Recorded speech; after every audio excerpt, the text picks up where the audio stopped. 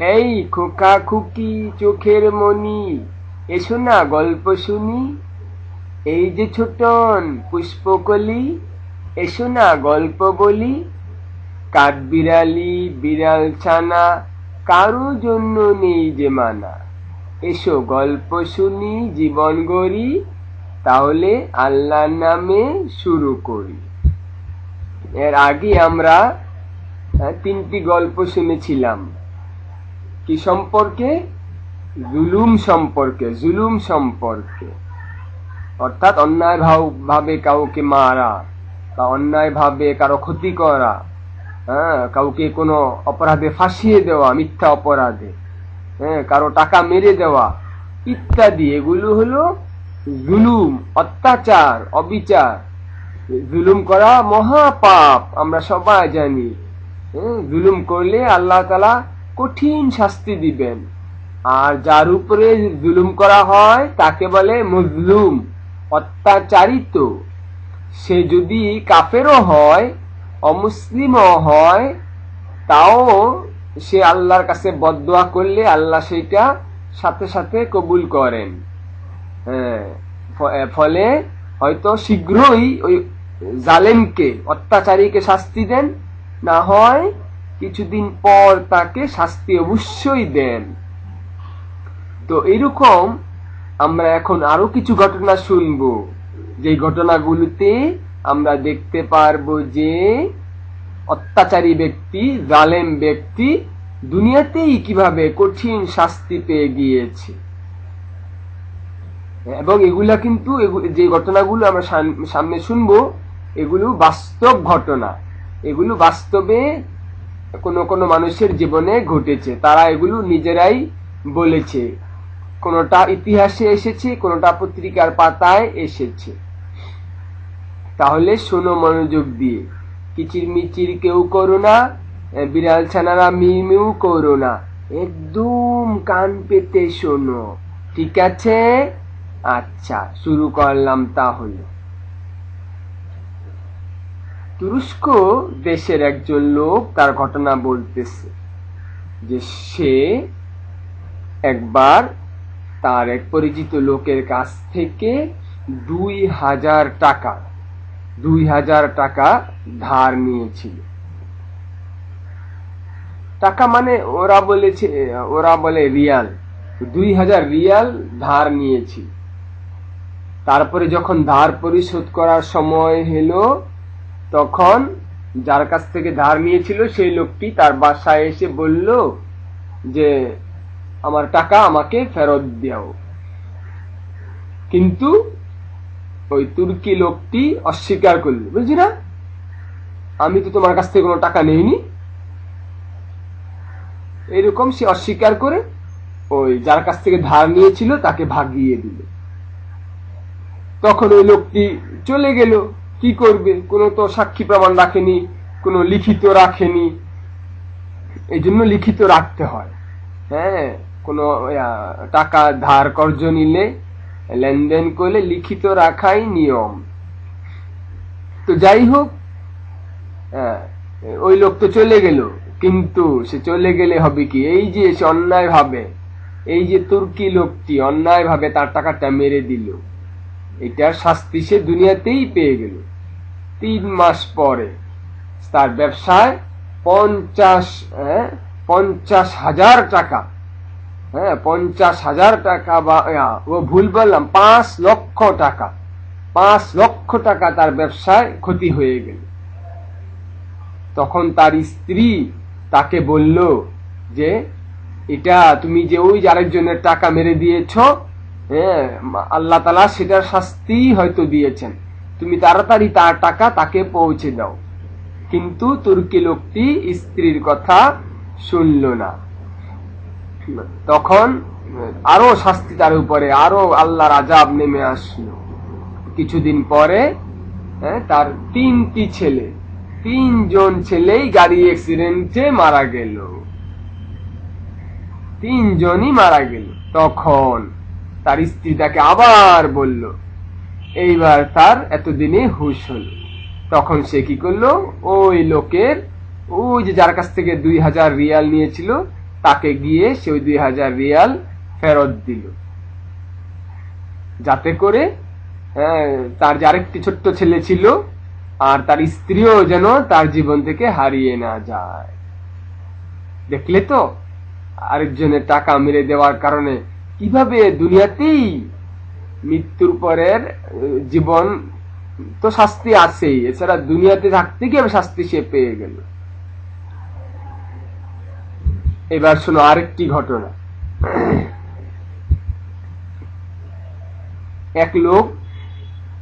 এক লোকের একটা জমি ছিল, সেই জমিটা সে চাষ করত। তো তার জমির পাশে আরেকজন লোকের একটা জমি ছিল। তো প্রথম লোকটি যে নাকি আমাদের এই গল্পের জালেম, যে অত্যাচারী, যে সে চাচ্ছিল যে ওই পাশের লোকের জমিটিও সে নিজের জমির সাথে মিলিয়ে নিতে চাচ্ছিল। এজন্য সে পাশের লোকটিকে অনেকবার বলেছে যে তুমি তোমার জমিটি আমাকে আমার কাছে বিক্রি করে দাও, কিন্তু সে তা দিতে অস্বীকার করল। তখন ওই প্রথম লোকটি, অর্থাৎ আমাদের গল্পের মধ্যে যে ব্যক্তি জালেম, সে কি করলো, বলে যে ঠিক আছে, সোজা আঙ্গুলে যখন ঘি উঠবে না তখন আঙ্গুল বাঁকা করতে হবে। তখন সে কি করলো, কিছু টাকা ঘুষ দিয়ে দুইজন সাক্ষী জোগাড় করলো, কিছু কাগজপত্র তৈরি করলো। আর যে এলাকায় সে থাকতো ওই এলাকার মানুষরা অত শিক্ষিত ছিল না, তারা এত দলিল প্রমাণ কাগজপত্র এগুলো এত কিছু বুঝতো না। এই জন্য সে এগুলো বুঝতো। সে এরকম জাল দলিল বানিয়ে, জাল সাক্ষী বানিয়ে সে কি করলো, আদালতে মামলা করে এই জাল দলিল জাল সাক্ষীর মাধ্যমে সে তার জায়গাটা দখল করে নিল। সে ভাবলো যে আমি তো কি হয়ে গিয়েছি, আমি তো সফল কাম হয়ে গিয়েছি, যাও জমিটা পেয়ে গেলাম, এখন আমি ভালো করে চাষ করে অনেক ফসল ফলাতে পারবো।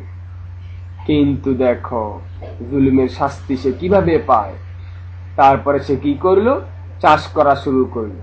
কিন্তু যতই চাষ করে দেখা যায় যেই জমিটুকু সে মানে এই যে জাল দলিলের মাধ্যমে চালাকি করে আরেকজনের জমিন সে ছিনিয়ে নিয়েছিল, সেই জমিনে কোনো ফসল হয় না। আর তার যে মূল জমিন ছিল সেটার মধ্যে শুধু পোকা ধরে, বিভিন্ন ঝড় তুফান আসে, ফসল শুধু নষ্ট হয়ে যায়। এক একটা প্রাকৃতিক দুর্যোগে তার নিজস্ব জমিনের ফসল বারবার নষ্ট হয়ে যায়। তো এইভাবে অনেক বেশ কয়েক বছর যাওয়ার পর তখন সে বুঝলো যে এটা আসলে আমার জুলুমের পরিণতি। তখন সে কি করলো, তার সেই যেই জমিটুকু সে চালাকি করে মেরে দিয়েছিল এটা সে আবার মূল মালিককে ফিরিয়ে দিল। তখন মূল মালিক যখন আবার সেখানে চাষবাস করা শুরু করলো তখন সেই জমি আবার ফসল ফলা শুরু হলো। আর এদিকে ওই যে জালেম লোকটি, তার জমিতেও আবার এখন আর কোনো পোকামাকড় হয় না। দেখলি তো আল্লাহ তাআলা কিভাবে দুনিয়াতেই তাকে শাস্তি দিয়ে দিলেন। এবার শোনো আরেকটি ঘটনা। একটা স্কুলে বা কলেজে ছাত্ররা পড়াশোনা করত। তো একবার দুইজন ছাত্রের মাঝে ঝগড়াঝাটি হলো, কথা কাটাকাটি হলো। তখন তাদের মধ্যে থেকে একজন সে ষড়যন্ত্র করলো যে দাঁড়াও তোমাকে দেখাচ্ছি মজা। সে তার আরো কিছু এরকম লোকের সাহায্যে, আরো কিছু দুষ্ট বন্ধুর সাহায্যে সে কি করলো, ওই ছেলেটির ব্যাগের ভিতরে, দ্বিতীয় ছেলেটির ব্যাগের ভিতরে গোপনে কিছু মাদক দ্রব্য ঢুকিয়ে দিল। তারপরে সেই ছেলে যখন বাড়ির দিকে গেল, এদিকে তারা এদিকে পুলিশের কাছে ফোন করলো যে অমুক ছেলের কাছে কি আছে, সেই রকম মাদক দ্রব্য ব্যবসা করে, তার ব্যাগের ভিতরে এখন মাদক দ্রব্য পাওয়া যাবে। ঠিকই পুলিশ গিয়ে তাকে ব্যাগ চেক করে মাদক দ্রব্য পেল, ফলে তার শাস্তি হলো। কিন্তু সে কি করত, তখন সে সব বুঝতে পারলো কিন্তু কিছুই করার ছিল না। কিন্তু সে প্রতিদিন রাত্রে সে আল্লাহর কাছে এই জন্য সে অভিশাপ দিত, যেই ছেলেটি ষড়যন্ত্র করে তাকে এইভাবে জেলখানায় ঢুকিয়েছে, ফাঁসিয়েছে, তাকে সে প্রতিদিন রাত্রে সে আল্লাহর কাছে তার জন্য পরে অভিশাপ দিত। তো এর ফলে কি হলো, একদিন ওই যে ছেলেটি ষড়যন্ত্র করেছিল সে একদিন একটা অ্যাক্সিডেন্ট হয়ে তার ডান হাত কাটা পড়ে গেল। তখন সে বুঝতে পারলো যে এটা তার কৃতকর্মের ফল। তখন সে ওই ছেলেটির বাড়িতে গিয়েছিল তার কাছে মাফ চাওয়ার জন্য, কিন্তু সে মাফ করেনি, বলেছে যে তোমার জন্য আমি সবকিছু হারিয়েছি, আমি তোমাকে মাফ করব না। এরপরে এখানেই শেষ নয়, আরেকটা দুর্ঘটনায় ওই লোকটি, জালেম লোকটি যে নাকি ষড়যন্ত্র করে তাকে ফাঁসিয়ে দিয়েছিল, জালেম লোকটি চলাফেরার শক্তিও হারিয়ে ফেলল। দেখলি তো ছোট্ট বন্ধুরা, কাউকে অন্যায় ভাবে কষ্ট দেওয়ার, ক্ষতি করার, কারো টাকা ষড়যন্ত্র করে জায়গা জমি টাকা মেরে দেওয়ার কি কঠিন শাস্তি দুনিয়াতেই এরা পেল। আমরা কখনো কি করব না, কারো কোনো ক্ষতি করব না। আমরা মানুষের উপকার করার চেষ্টা করব সব সময়, আর উপকার করতে না পারি কমপক্ষে ক্ষতি যেন না হয় সেই চেষ্টা আমরা সবাই করব। কাউকে আমরা মারবো না, বকা দিব না অন্যায় ভাবে। কেউ আমাদেরকে বকা দিলে আমরা বাস ওখান থেকে এসে পড়ব। যারা ঝগড়াঝাটি করে, গালিগালাজ করে, তাদের সাথে আমরা চলাফেরা করব না। যাই হোক, শেষমেশ শোনো আরেকজন অত্যাচারীর কাহিনী। সে হলো ইতিহাস বিখ্যাত হাজ্জাজ বিন ইউসুফ। সে ছিল ইরাকের গভর্নর। অনেক দিন আগের কথা, প্রায় 1200-1300 বছর আগের কথা। সে ছিল ইরাক শহরের গভর্নর। এই হাজ্জাজ বিন ইউসুফ প্রায় 1,20,000 মতো মানুষকে মেরেছে বা মারিয়েছে। এত অত্যাচারী সে ছিল। অনেক নেককার লোকদেরকে, আল্লাহ নবীর অনেক প্রিয় কিছু প্রিয় সাহাবীদেরকেও সে হত্যা করেছে। এখন দেখো এই লোকটি শেষমেশ কিভাবে তার মৃত্যু হলো সেই কথাই বলছি শোনো। যখন সে সর্বশেষ যে আলেম আর যে আল্লাহর প্রিয় বান্দাকে হত্যা করেছিল তার নাম ছিল সাঈদ ইবনে জুবাইর। সাঈদ ইবনে জুবাইর রাহমাতুল্লাহ আলাইহিকে সে হত্যা করার পর, যখন হত্যা করেছিল তখন উনি তাকে বলে আল্লাহর কাছে দোয়া করেছিলেন মৃত্যুর আগে যে আল্লাহ আমার পরে যেন হাজ্জাজ আর কাউকে হত্যা করতে না পারে। তো আল্লাহ তাআলা তার দোয়া কবুল করেছিলেন যে সাঈদ ইবনে জুবাইর রাহমাতুল্লাহ আলাইহির মৃত্যুর পর হাজ্জাজ মাত্র 40 দিন মাত্র বেঁচে ছিল। এরপরেই 40 দিনের মধ্যেই তার একটা কঠিন রোগে ভোগে সে ইন্তেকাল করে। কি রোগ হয়েছিল তার? যে তার পেটের মধ্যে ক্যান্সার হয়েছিল এবং তার প্রচন্ড শীত করত। তার 15 দিন সেই রোগে ভুগেছিল। যে যখন নাকি তার মানে এত ব্যথা হতো তার পেটের ভিতরে, যে মানে সে ব্যথায় চিৎকার করত, শিশুর মতো কান্নাকাটি করত। একদিন এক ডাক্তার আসলো। ডাক্তার এসে কি করলো, একটা সুতার মধ্যে একটা গোস্তের টুকরা বেঁধে সেটা বিশেষ প্রক্রিয়ায় তার গলা দিয়ে তার পেটের ভিতরে ঢুকিয়ে দিল।